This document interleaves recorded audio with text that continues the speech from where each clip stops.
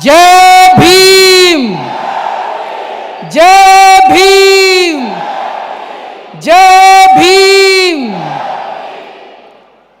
दिल्ली के कोने कोने से आए हुए सभी भाइयों, बहनों, माताओं, बुजुर्गों, बच्चों, आप सब लोगों को मेरा नमस्कार, सबको मेरा प्रणाम। जय भीम। आज बाबा साहब का जन्मदिन है। हम लोग यहाँ हर्षोल्लास से उनका जन्मदिन मनाने के लिए एकत्रित हुए हैं। अभी हमने इतना शानदार कार्यक्रम देखा बाबा साहब की याद में। उन सभी कलाकारों को मैं बहुत बहुत बधाई देना चाहता हूँ जिन्होंने ये कार्यक्रम किया। बचपन से मैं बाबा साहब का बहुत बड़ा भक्त रहा हूँ। उनके जीवन को, उनके विचारों को मैंने कई कई बार पढ़ा है, और जितनी बार मैं पढ़ता हूँ उतनी बार मेरे मन में ये संकल्प और दृढ़ होता है कि पिछले 200-250 साल के अंदर जितने महापुरुष इस देश ने पैदा किए, उनमें शायद सबसे सर्वश्रेष्ठ बाबा साहब अम्बेडकर थे। और ये बात मैं ऐसे ही नहीं कह रहा। उनके जीवन से कुछ बातें मैं कई बार दोहरा चुका हूं। आज फिर यहां पे मैं रखना चाहता हूं कि एक गरीब, इतने गरीब परिवार में वो पैदा हुए। उनके घर में खाने को भी कुछ नहीं था। 3 टाइम की रोटी नहीं थी खाने के लिए। छुआछूत बहुत थी उन दिनों में। स्कूल में जाते थे, उनको क्लास के बाहर बिठा दिया जाता था। ऐसे बैकग्राउंड से आने वाले व्यक्ति उन दिनों में 8वीं पास करना, 10वीं पास करना बहुत बड़ी बात मानी जाती थी। कोई विरले किया करते थे 10वीं पास। ग्रेजुएशन पास करना तो बिल्कुल नामुमकिन सी बात थी। इतने गरीब दलित समाज से आने वाले व्यक्ति ने ग्रेजुएशन करी और 1913-14 में वो अमेरिका में कोलंबिया यूनिवर्सिटी में पढ़ने के लिए चले गए। कोलंबिया यूनिवर्सिटी में आज के दिन, आज हम 2022 में जी रहे हैं, 2022 में यहाँ इतने सारे युवा बैठे हैं, इतने सारे लोग बैठे हैं। आप लोग अपने बच्चे, आज भी एडमिशन मिलना आसान काम नहीं है। एडमिशन लेके देख लो, इम्पॉसिबल है। आज तो इंटरनेट का ज़माना है। इंटरनेट पे जाओ, पता चल जाएगा कोलंबिया यूनिवर्सिटी क्या है, उसका फॉर्म कहाँ से मिलता है, फॉर्म डाउनलोड। आप सोच के देखो 1913-14 में उस बच्चे को पता कैसे चला कोई कोलंबिया यूनिवर्सिटी है? किसने बताया उनको? कैसे पता चला उस बच्चे को कि कोई कोलंबिया यूनिवर्सिटी वहाँ अप्लाई कर सकते हैं? उनको फॉर्म कहाँ से मिला? इंटरनेट तो था नहीं उस जमाने में। उस जमाने में इतना गरीब बच्चा, दलित समाज से आया हुआ बच्चा कहीं से फॉर्म जुगाड़ के लाता है, कहीं से सुना के कोलंबिया यूनिवर्सिटी का पता करता है और कोलंबिया यूनिवर्सिटी में पढ़ने के लिए चला जाता है और वहाँ से पीएचडी की डिग्री लेके आ जाता है। इतना ही नहीं, उससे भी सेटिस्फाई नहीं हुए, संतुष्टि नहीं हुई उनको। वो फिर लंदन में दूसरी डॉक्टरेट करने चले गए। London school of economics, London school of economics दुनिया की सबसे बेहतरीन कॉलेज माना जाता है। आज की डेट में भी लंदन स्कूल ऑफ इकोनॉमिक्स से डिग्री करना इम्पॉसिबल है, एडमिशन लेना। वो फिर लंदन स्कूल ऑफ इकोनॉमिक्स से दूसरी डॉक्टरेट करके आए। इतना पढ़ा लिखा आदमी, इतना गरीब परिवार का आदमी, मेरे को तो अभी भी यकीन नहीं होता ऐसा आदमी इस धरती पे पैदा हुआ था। तो जब मैं कहता हूं कि मैं उनसे बहुत प्रेरित हूं, मैं कोई हवा में कहने के लिए भाई आज उनका जन्म दिवस है, मेरे को कुछ बोलना है, इसलिए नहीं बोलता। मैं एक्चुअली उनसे बहुत प्रभावित हूं। तो इस साल 26 जनवरी को हमारी सरकार ने निर्णय लिया, 26 जनवरी को मैंने ऐलान किया कि दिल्ली सरकार के हर दफ्तर में बाबा साहब अंबेडकर और भगत सिंह की तस्वीर लगाई जाएगी।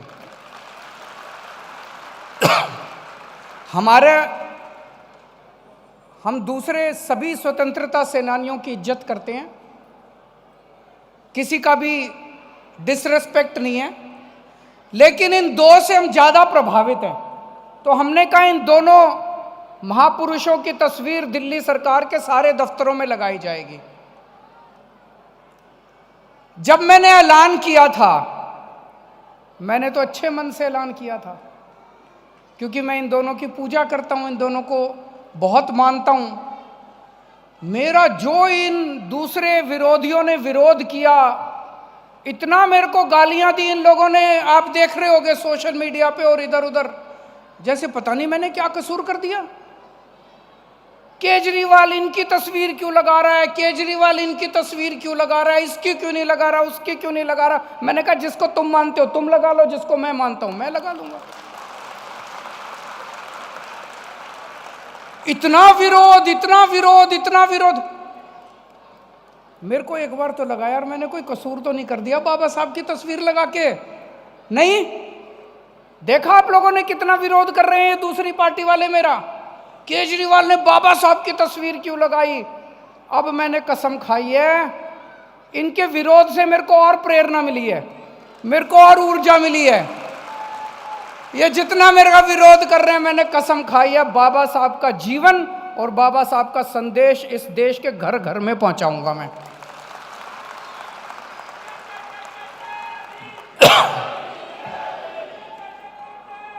तुम जितना विरोध करोगे, तुम जितना विरोध करोगे उतना हम और डट के घर घर के अंदर पहुंचाएंगे। अभी बाबा साहब का हमने नाटक किया था, देखा आप लोगों ने नाटक? किस किस ने देखा, जरा हाथ खड़े करो। सारे देख के आए हैं, कैसा लगा? शानदार, शानदार था कि नहीं था?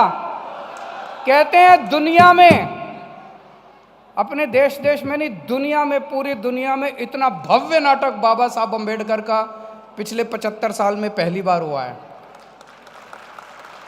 मैं फक्र के साथ सीना चौड़ा करके कहता हूं कि तुम विरोध करो, हम बाबा साहब के और नाटक दिखाएंगे। पूरे दिल्ली के अंदर सारे सरकारी स्कूलों में हमने बाबा साहब की पढ़ाई कंपलसरी कर दी। बच्चों को पढ़ा रहे हैं बाबा साहब के जीवन के बारे में, खूब पढ़ा रहे हैं। बाबा साहब खुद तो खूब पढ़े, और इतना पढ़ने के बाद उन्होंने अपने जीवन में ये अनुभव किया कि जब तक कोई भी बच्चे को अच्छी पढ़ाई नहीं मिलेगी तब तक उसकी जिंदगी नहीं बन सकती, तब तक उसका उत्थान नहीं हो सकता, उस बच्चे का भी, परिवार का भी और देश का भी। देश भी तभी आगे बढ़ेगा जब गरीबों के और अमीरों के बच्चों को एक जैसी और अच्छी शिक्षा मिलेगी। परिवारों का भी तभी भला होगा जब उस परिवार के बच्चे अच्छी शिक्षा पाएंगे। तो बाबा साहब का सपना था, बाबा साहब का सपना था कि हर बच्चे को इस देश में, चाहे वो गरीब का बच्चा हो, अमीर का बच्चा हो, सबको अच्छी शिक्षा मिलनी चाहिए। और हमारे नेताओं ने क्या करा? हमारे नेताओं ने आजादी के बाद दो किस्म की शिक्षा प्रणाली चालू कर दी इस देश में।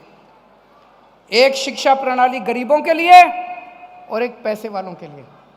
जिसके पास पैसे वो अपने बच्चों को प्राइवेट स्कूल में भेजो, जो गरीब अपने बच्चों को सरकारी स्कूल में भेजो। और सरकारी स्कूल जानबूझ के 75 साल में बेड़ा गर्क कर दिया इन्होंने सरकारी स्कूलों का। ये चाहते थे, हमारे देश के नेता और पार्टियां, ये षड्यंत्र रचा गया है हमारे देश के अंदर गरीबों के खिलाफ, दलितों के खिलाफ, कि इनके गरीबों के बच्चे गरीब रहने चाहिए। इनके साथ बैठो, कहते हैं कि ये गरीबों के हाथ में पैसा आ गया इनका सिर चढ़ जाएगा। ऐसी बातें करते नहीं करते ये अमीर पैसे वाले। इनके साथ बैठो कमरे में, कहते हैं इनके बच्चों को इनको अच्छी शिक्षा मिल गई, सर चढ़ जाएगा, लेबर की दाम बढ़ जाएंगे। अरे तुम्हारे दाम इतने बढ़ गए, तुम लेबर को पैसे देते टाइम तुम्हारी नानी याद आती है। तो जानबूझ के गरीबों को गरीब रखा गया, गरीबों को शिक्षा नहीं दी गई। गरीबों को शिक्षा मिल जाएगी, गरीबों के बच्चे डॉक्टर बनेंगे, गरीबों के बच्चे इंजीनियर बनेंगे, इन्होंने जानबूझ के कहा। जब हमारी सरकार बनी दिल्ली में, मेरे ऊपर बड़ा प्रेशर आया। हमारे दोस्तों ने, हमारे जान पहचान वालों ने कहा ऐसा करो जी, हम चाहते थे कि गरीबों को और अमीरों को एक जैसी शिक्षा मिले। मेरे को कई लोगों ने कहा जी एक कानून ले आओ, उस कानून में ये कर दो कि आईएएस अफसरों के बच्चे, मंत्रियों के बच्चे, एमएलए के बच्चे सारे सरकारी स्कूल में पढ़ेंगे। बोले अगर ऐसा हो गया तो सारे सरकारी स्कूल ठीक हो जाएंगे। मैंने कहा सरकारी स्कूल ऐसे ठीक नहीं होंगे। मैंने उनकी बात नहीं मानी। मैंने कहा मैं ऐसे करूंगा कि सारे सरकारी स्कूल इतने शानदार कर दूंगा कि मंत्री और आईएएस अफसर अपने आप अपनी मर्जी से अपने बच्चों को सरकारी स्कूल में पढ़ाएंगे। हम ये संकल्प लेके चले कि ऐसे स्कूल बनाएंगे, सरकारी स्कूल ऐसे कर देंगे, आईएएस अफसर, मंत्री, एमएलए अपनी मर्जी से अपने बच्चों को सरकारी स्कूल में पढ़ाना शुरू। दोस्तों उस टाइम संकल्प था, मन में भावना थी, लेकिन हमें यह नहीं पता था इतनी जल्दी हो जाएगा। 5 साल के अंदर हमने दिल्ली के सरकारी स्कूल इतने शानदार कर दिए। भाई साहब आज दिल्ली के सरकारी स्कूलों के अंदर एक ही डेस्क पे जज का बच्चा, आईएएस अफसर का बच्चा और रिक्शे वाले का बच्चा एक ही डेस्क पे बैठ के पढ़ता है। इस साल ये भारत के इतिहास में पहली बार हो रहा है। इस साल 4.25 लाख बच्चों ने अपने नाम प्राइवेट स्कूल से कटवा के सरकारी स्कूल में भर्ती कराया। जब हमारी सरकार बनी थी 2015 में, मेरे घर के बाहर लाइन लगा करती थी।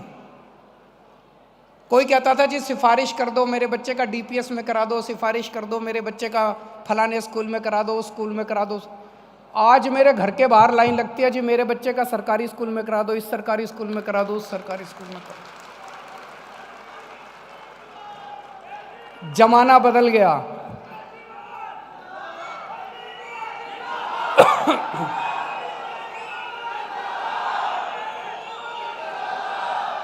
दोस्तों दुनिया में सबसे शक्तिशाली आदमी कौन है?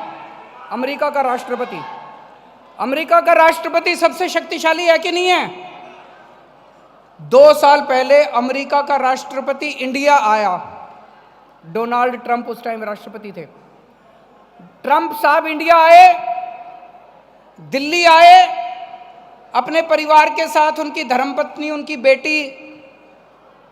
तो ट्रंप साहब तो मोदी जी से मीटिंग कर रहे थे, उनकी धर्मपत्नी दिल्ली का सरकारी स्कूल देखने आ गई। फिर मैंने पता किया, वो जो ट्रंप साहब का स्टाफ था, मैंने उनसे पूछा, हमने पूछा भाई ये इतने पूरे ट्रंप साहब तो पूरी दुनिया में घूमते हैं। मैंने कहा ये मैडम मेलेनिया ट्रंप ये और भी किसी देश में किसी और स्कूल देखने गई हैं आज तक? बोले जी कहीं नहीं गई, दिल्ली का सरकारी स्कूल देखने आई है। कमाल की बात है कि नहीं है? ये हम लोगों के लिए, दिल्ली के 2 करोड़ लोगों के लिए गर्व की बात है कि अमेरिका के राष्ट्रपति की बीवी पूरी दुनिया में केवल दिल्ली का सरकारी स्कूल देखने आई है।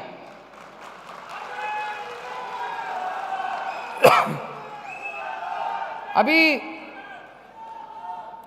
थोड़े दिन पहले आपने पढ़ा होगा, तमिलनाडु के मुख्यमंत्री स्टैलिन साहब, वो दिल्ली के सरकारी स्कूल देखने के लिए आए।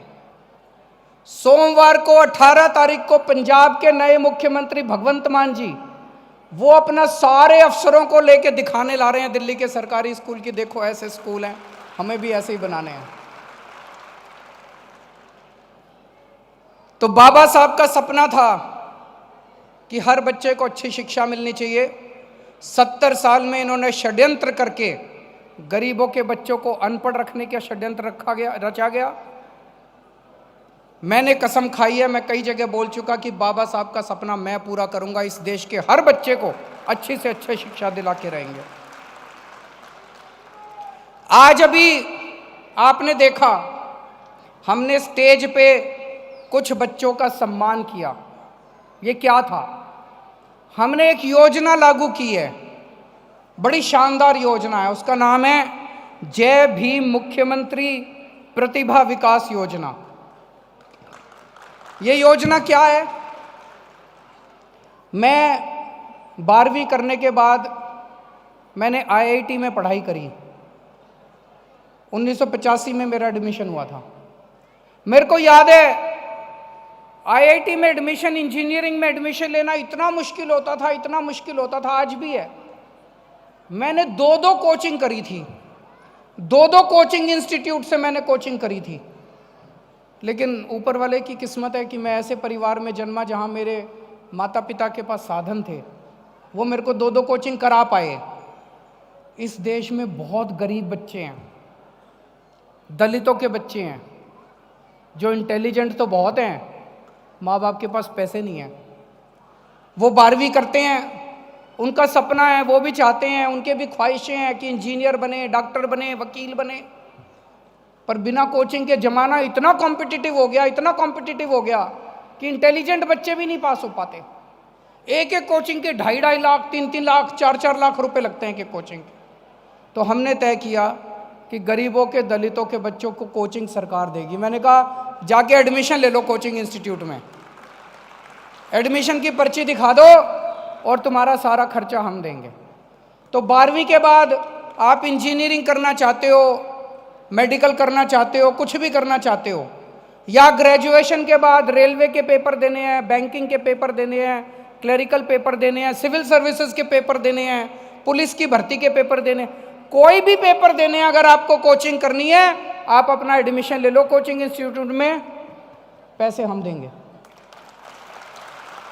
13,000 बच्चे, 13,000 बच्चे अभी तक इसका फायदा उठा चुके हैं। सोचो, इतने बच्चों का भविष्य बन गया।